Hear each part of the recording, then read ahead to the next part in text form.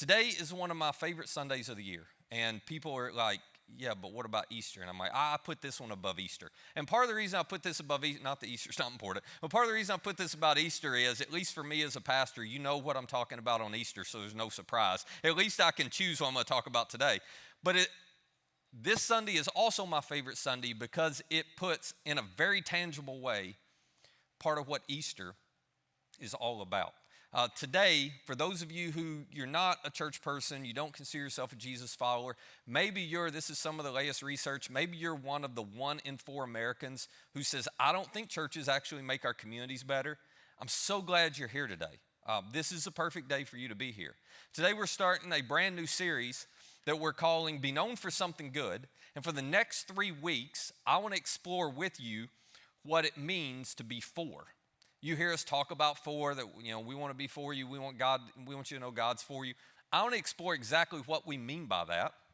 And the reason I think that is so important to explore and so important for us to talk about is because our Savior, He modeled it for us. Our King, He set the example for us, and it's why it's so important to those of us who are Jesus followers that we figure this out. I mean, if you read the accounts of His life, you realize really quickly how interesting it was that Jesus was for people who were nothing like Him.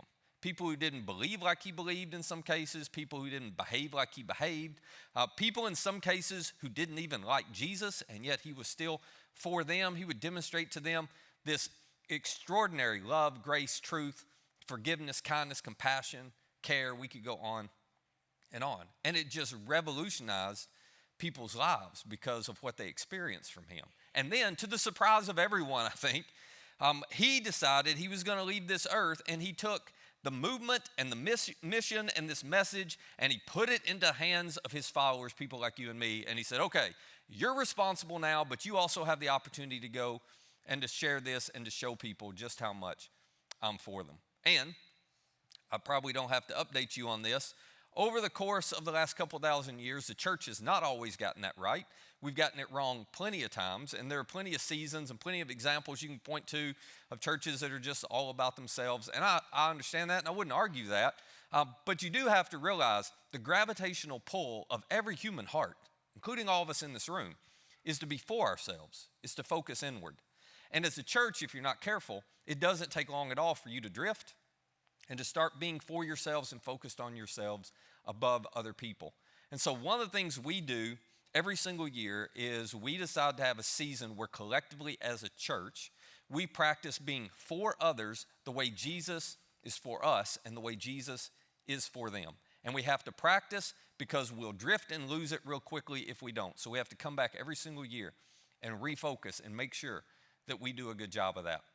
And that's why we do our annual for offering. And if you're new around here, I'll tell you what that is at the end. But first, I want to explain one of the reasons why it's so important for us to be followers of Jesus who are known for what, and more importantly, known for who Jesus was for. So there was this moment where Jesus was with His followers, and He's having a conversation with them about what's going to happen when history is over, if you will. What's going to happen at the end of time when everything is kind of put together and boxed up and finished, And Jesus says, hey, the thing I want you to know is I'm going to one day restore the world to the way it was intended to be, the way I created it to be. One day, everything's going to work the way it's supposed to work, and one day, the values that I introduce to the world are going to be the values of all the world. One day, everything's going to work like I planned and intended for it to, which you get this because even if you're not a Jesus follower, there's certain things that happen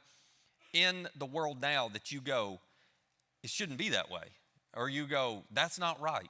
Nobody should have to go through, or nobody should have to deal with, or nobody should ever face. And you're right. And without realizing it, what you're expressing is you intuitively know that the way the world works isn't the way it was intended to work, that there are some things that are broken about it. And so Jesus is helping them understand, hey, I'm going to make everything new one day. It's all going to work the way it's supposed to. But in the meantime, He looks at His followers and He says, your job is to usher in, invite in, participate in as much of my kingdom right now in this world as you possibly can. And by kingdom, He didn't mean a government. He didn't mean a country. He wasn't thinking anything political. He meant your job right now is to bring as much of my values, as much of this is the way it ought to work, as much of that to this world as you possibly can. We're not just going to wait to the end and let it be as bad as it's going to be. I want you to usher in as much of that as possible until we get to the point where I'll make all things new. And so as he's explaining this to them, they're trying to understand exactly what that looks like. And Jesus tells them a series of parables, which are just made-up stories designed to make a point. And Jesus would often use these stories to teach them what he was trying to teach them. So he tells them a series of them. I want to share one of them with you because it paints a beautiful picture of what Jesus values most and what's going to happen one day when we all stand in front of him and we see the impact, or we're rewarded for or given account of what we have done with our lives. So here's what Jesus said to him that day. He looks at them and he says, then the king, and remember this is a made-up story, then the king will say to those on his right, but this is symbolic of Jesus king and his followers, or who he's referring to. Then he says, one day at the end of time, the king's going to say to all of you who follow him, here's what he's going to say. He's going to say, come, you who are blessed by my Father, take your inheritance, the kingdom prepared for you since the creation of the world. In other words, Jesus says, hey, one day you're going to be standing in front of me and I'm going to reward you. I'm going to reward you for what you did with the life that I gave you. I'm going to reward you for what you did with the time you had on this earth, which raises the question, I'm sure his followers were thinking it, like, what could I possibly do that would cause Jesus to reward me? What could I possibly do that would honor God so much that he wanted to reward me in some way? Well, Jesus' answer to that question is quite shocking. It was not what they expected, because he explains to them a part of the scenario, a part of what they've done that's gotten God's attention. He goes on, he says, for I was hungry and you gave me something to eat. I was thirsty and you gave me something to drink. And I don't know this for sure, but I would imagine that crowd is all confused at this point because they couldn't separate, is this made up or is this real, So they're thinking, I don't think we've ever delivered food to Jesus. I don't understand what he's talking about because we haven't done this. But he just goes on. He keeps giving more examples. He says, for I was a stranger and you invited me in. And they're going, well, okay, I don't think have we had him over to the house? I don't think we had him over to the house, If you grew up Southern Baptist, by the way, and the rest of you won't get this, if you grew up Southern Baptist, you were always told to invite Jesus into your heart. So the Southern Baptists in the crowd were like, I invite him in my heart. I never invite him to my house. I don't know how that works. Then he goes on and he says this, it gets worse. He says, I needed clothes, and you clothed me. I was sick. You looked after me. This is, I'm sure the crowd's like, I didn't know God hit rock bottom, but apparently he's struggling. Like, did he lose his job? They're trying to wrap their heads around this because it doesn't make sense to them. Jesus is saying they have done things that they don't remember doing. But it gets funnier because then he looks at them and he says, not only that, but I was in prison and you came to visit me. To which they went, honey, grab the purse and the kids. Jesus came, pass a background check. We're not letting him in kids ministry. It's like, they're just so baffled as to what he's talking about. And as they're scratching their heads here, trying to figure it out, Jesus, as he's describing this, when this made-up story, what's going to be like at the end, he says, all right, at that moment, then the righteous are going to ask the question, all of you in the crowd are asking, they're going to say, Lord, when did we see you? It's embarrassing to admit, but we don't remember it. When did we see you in any of those situations and do something? Now, just real quickly, and this is for those of us who are Jesus followers. If you're not a Jesus follower, you can just chuckle at us because we do what I'm about to describe, and it's dumb, but we do it anyway, okay? If somebody asks you as a follower of Jesus, hey, what's a moment in your life where you felt like you saw God or you were closest to God, when you felt most personal? I'm going to guess I know how you would answer. Most of us answer with some moment that was special to us. In other words, it's entirely insider focused, internally focused. So people will say things like, well, I was in service this one Sunday and, something happened. There was this song in the band, blah, blah, blah, or, there was something that I said or whatever. It was just so emotional and it was so personal. Or they'll say something like, Well, I think God was most personal to me when I was reading my Bible at one time or praying, and there was this verse, and it just meant something. It's just what I needed at the time. Or sometimes it's a little more like, well, I was on this mission trip, but this thing happened on this mission trip. Or I went to visit Israel. If you've ever talked to people who go visit Israel, they'll talk about this, which is great. So like I was in Israel, and I went into the empty tomb, came back out. It's just, it just moved me. I've never been the same. So they'll talk about all these moments. Nothing wrong with any of them. But they'll say, well, that's a moment. If you ask me when was I closest to God, I think it was in that moment. And Jesus is about to look at them and us and go, wrong answer. Wrong answer. Nothing wrong with any of that. I hope you do that. But you are not closest to me because you keep your attendance streak alive on Sunday mornings. And you're not closest to me because you memorize a lot of scripture. You're not closest to me because you know a lot about the Bible. Like, all that's good, and I hope you do that. But that's not when you're closest to me. So the crowd's like, well, when is it?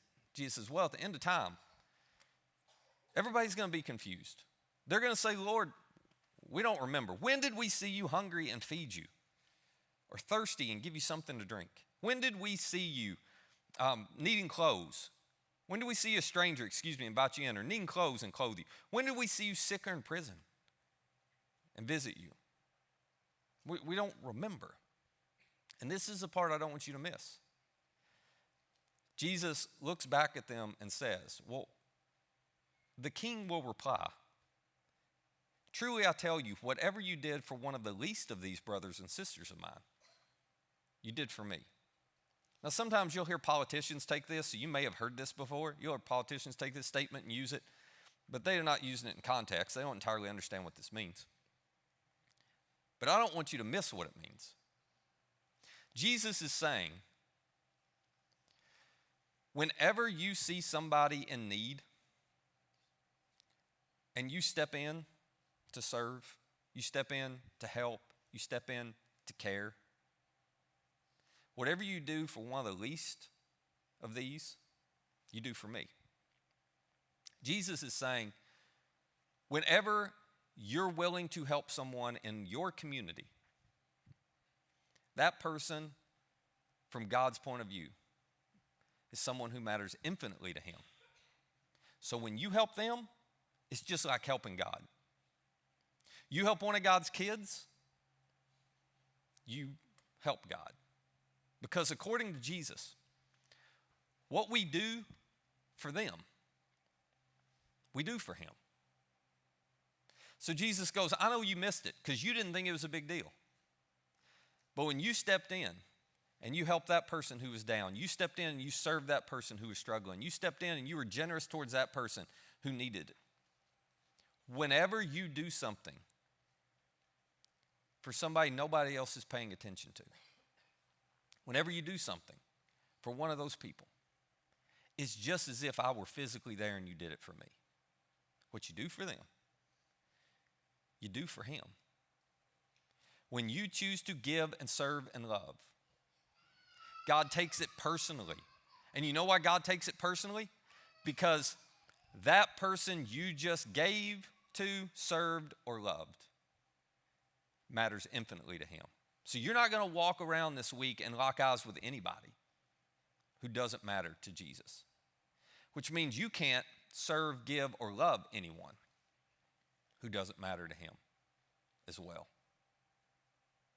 That's the example he set for us, and that was the invitation he left us. He said, I want you to love one another the way I've loved you. So, as I said, every year we come together and we try to practice this as a church. And we have to practice it because we forget. We have to practice it because it's not natural or intuitive. We have to practice it because, you know this, we're just going to drift to focusing on ourselves if we're not careful. So we do this all year long, but every year at this time we say, let's practice together what it looks like to give and to serve and to love. And if you're new around here, here's the way it works. We do a thing we call our annual fore offering. And we, a few months ahead of time, pull together a small group of volunteers from our church, and we give them a really fun job. We say, okay, I want you to go out into our communities, to nonprofits, organizations in our communities, and I want you to find out what needs they have and how we could help. And basically, they ask a couple of questions. One of the questions they ask is simply, well, what would make a big difference for you? Because as a nonprofit, there are often things they need in order to serve more people, impact more people, work more efficiently, stretch their money further. But it's infrastructure stuff. And if you've never been in the nonprofit world, it's really hard to raise money for infrastructure stuff. I mean, you can raise money when you're like, this kid, we need $20 to put food, on his table for dinner. You can do that. But when it's, hey, we need to do this so we can serve more than one kid, it's hard to raise the money. So we ask them, okay, what would make a really big difference for you? And our volunteers get a list of projects that these nonprofits have, things that they feel like would be a game changer, but they don't have the funds to do it. And then we ask them, well, what would help you make a big difference with the people you're serving? In other words, is there anything you don't have the funds to do, but if you could do it, it would make an exponential impact? It'd be game-changing for you, but it would be life-changing for them. And so our volunteers compile all of this. They come back. They share all the different projects. And then we try together as a church to fund as many of those projects as we can. That's what our annual 4 offering is. We try to give as big as we can give. We give, for those of you who are new, we give every single penny of this away, every penny. None of it stays internal. We don't use any of it on ourselves. Every penny is given to fund these projects. We even show it to you. We video ourselves delivering the checks to all the different nonprofits, and in a few weeks, we'll show you the video so that you can celebrate the impact that you've made. That is what we do, and it's why we do it. So every year, there are local projects or global projects. I'm going to talk more about some of the global projects next week. Today, I want to spend a few minutes giving you a snapshot of some of the local projects, okay? Now, by local, here's what I mean. We are going to fund and support some nonprofits right here in Callaway. We also are going to fund and support some nonprofits that are located and serve the people in Marshall County, because a lot of you drive from Marshall, so we've got that covered. And for the first time this year, we're adding a new county. Because a lot of you are now driving from here, we're going to fund some nonprofits that are located in Henry County, which is Paris, Tennessee, okay? So not France, Tennessee. So anyway, I'll be honest with you. I had to take a couple years to pray about this one because I wasn't sure we were actually supposed to love UT fans, but I think we are. So just kidding. So we're crossing the border into yeah, go Vols. If y'all play 2 halves and still won, you could really beat some teams. Anyway, so anyway, still got a big win yesterday though, didn't you? That's why you're at church today. You beat Alabama. Congratulations. So that's what I mean by local, okay? We're trying to hit as many of the counties as, we know y'all come from. We know we got people from some other counties, but this year will be these 3, all right? And as some of you know who've been around here for a long time, we focus on 3 big core issues. We're looking for nonprofits who help address hunger, homelessness, and at-risk kids, okay? Those are the 3 big issues we're trying to address with these nonprofits. So I want to give you a quick snapshot of what some of these local projects are going to be like. For example, on the hunger side, there's a nonprofit that does this phenomenal project every single summer. They do a summer feeding program for all the kids in their county who need food, and they're not able, because obviously school's out, they're not getting school breakfast and school lunch, they're not able to get what they need, and there's a shortage of food at home. So there's a nonprofit feeds a few hundred kids every single summer, all summer long. So we're going to take some money, hopefully, and be able to help fund that project for them, which, as you could imagine, is so important, not just from the fact that we want to make sure kids have food to eat, but it's also every week as they're delivering food, it's an opportunity for them to check on these kids and their welfare and just make sure everything is good for them as they're going throughout the summer. So it's a huge deal. It makes a huge impact. We're also going to fund, hopefully, a project that does pretty much the exact same thing, only for senior adults, particularly senior adults who can't get out of their homes anymore. So there's a nonprofit that takes care of those senior adults in their community, and every week they deliver food to them. And again, part of why that's so important is because they're checking on them every week, because most of these senior adults don't have family around here. So it's human interaction, and it's checking on their welfare and making sure their health is okay and everything on a weekly basis. So we're going to help fund that as well. And then there are 2 food banks in 2 different counties, and both of these food banks are serving a lot of people every single month who need food. In one case, it's about 1,500 families every single month, and the other is just a little bit smaller, but not much. And both of these food banks said to us, hey, the thing that would be the biggest game changer is if we could make some infrastructure changes and updates to our facilities. And in both cases, they were different, the infrastructure updates, but in both cases, they were much needed. And if they're able to do this, it will actually help them serve way more people and save money doing it, which will then expand their impact even further. So we hope to be able to write them a check and fund those updates and improvements for both of them on the hunger side. Then on the homelessness side, there's a nonprofit in one of our counties who does a phenomenal job serving people in this area who lose their home, they don't have a place, they're coming through, they need somewhere. They do a phenomenal job not just serving them, but trying to equip these individuals to help them get back on their feet and to be in a stable situation for the long term. So we're going to come alongside them and hopefully make a large investment in them because they have an outreach program that if they can get funded would make a significant impact in the number of people they could serve. So we hope to be able to do that. And then the at-risk kids piece, there's a couple different nonprofits. One is a nonprofit that serves foster families. And we're going to try to give them the funds, the resources they need to be able, they get a lot of donations, but whenever they don't have the thing that a foster family needs, that a foster child needs, they give it all away for free. Whenever they don't have what a foster family needs, if they have some funds, they can just go out and purchase it for them, whether that's a bed or some clothes or whatever the case may be for these kids.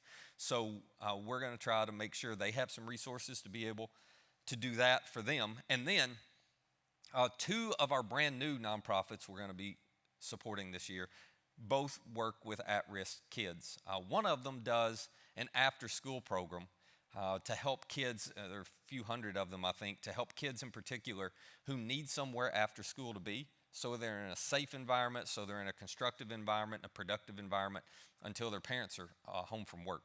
They do a great job with this. We're going to be able to step in and help them with some of the needs that they have, hopefully. And then the other one blew me away, quite honestly, because I was not aware of it. But there is a nonprofit who they serve specifically families with children who have a disability or families with children who have a rare disease. And the scope and scale at which they are doing that is unbelievable. They're doing an extraordinary job of that. And you probably, if you're not in that world, don't know how many families in our area go through something like that. But they're doing a great job being there for them. And one of the things, this is just one example of what they do, but one of the things that caught my attention, if a family has a child with a rare disease and that child ends up passing away, this nonprofit steps in and they completely foot the bill for the funeral of that child. And that's a kind thing to do, but beyond that, you could imagine these families already have all kinds of medical expenses. And the last thing they need is a funeral expense on top of that to add additional stress in that season of loss and grief. And so this nonprofit steps in and helps with a lot of that. So hopefully, we'll be able to step in and partner with them to provide some of the resources they need to be able to do more of that for those types of families. So that's just a snapshot. But that gives you an idea of the kind of projects that we hope to be able to fund over the course of the next few weeks, which is exciting. So if you are new here, the thing that I want you to know is we don't ever set a financial goal for this. I've never come up here and said, oh, we want to hit this number. We don't do that. We only have one goal, same goal we have every single year. Our only goal, and I want you all to say it with me, okay? Our only goal is 100%. Yeah, I want to make sure you didn't miss that because dadgummit, we hadn't hit this yet. How have we done this many years and not got 100% participation? I don't know. Some of you are stubborn. Some of you are trying to make my life hard. So I wanted you to see 100% participation, okay? Which means, and this is, I'm just being up front. People who've been around here a while tell you, this is the only time of year, this is the only time you'll ever hear me twist your arm to try to get you to give, but I am not ashamed of it at all. I don't care if you're not a Christian. I don't care if you don't call this your church. By golly, we're giving it all away to help people who need it. You should give something, all right? I don't know why everybody wouldn't participate in this. So I'm asking for 100% participation. If you can only afford $5, fine, but participate. Some of you can do a lot more than that. You should do a lot more than that. We're going to do, Jen and I, a lot more than that. I just want all of us involved, okay? Now, before I get to how you can give, if you call Journey your church, I'm going to ask you to do one other step. If you don't call Journey your church, you want to give, you can do it today. I'll show you in just a second. If you call Journey your church, I'm going to ask you, if you haven't yet prayed about how God would want you to participate, I do not want you to give today. I want you to pray about it first. If you're, with somebody, the two of you, pray about it together. And I'll tell you why.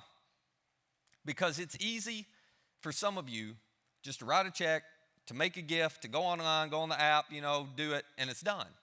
And then you're like, check the box, I participated, Matt's going to be happy with me, I'm off. Okay, here's the thing. I want you to invite your Heavenly Father into this process.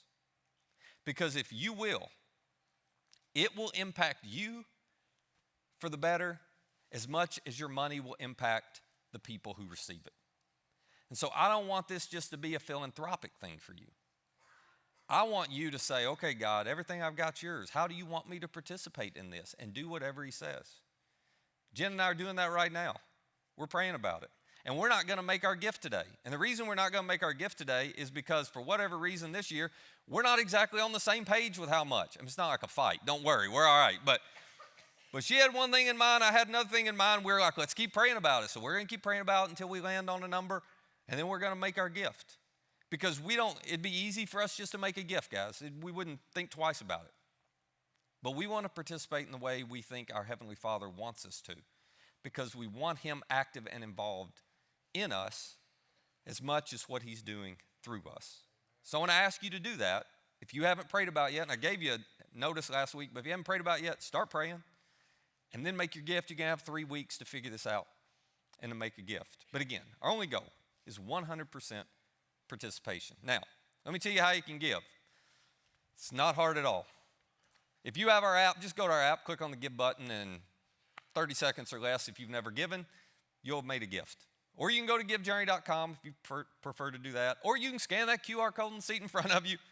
Or for those of you who still write checks or want to give cash, if you go out the first set of doors right there and look straight to your left, there's a box that says give on it, and you can put your money right in there. If you can't find it, I'll put a neon sign over it next week, and then you'll, little finger point, and then you'll know. So anyway, people tell me all the time, we never saw the box, so it's out there. So you just pick whichever way you want to give, and you give. If you go give online, you're going to see that there's a new fund there. There are 2 funds. There's a general fund, and then there's annual foreoffering. So you just choose annual foreoffering. Every penny that goes to that fund, we are going to give away. Now, let me say this, and I'll wrap up. Here's why this is so important. Because there are a lot of people in our communities who cannot possibly wrap their head around the fact that God loves them and he's for them. Maybe because they've never been taught, maybe because of how they were raised, maybe because of experiences they've had. They cannot possibly believe that God would love them. And the only way they'll ever be able to wrap their head around that is if they see we are for them.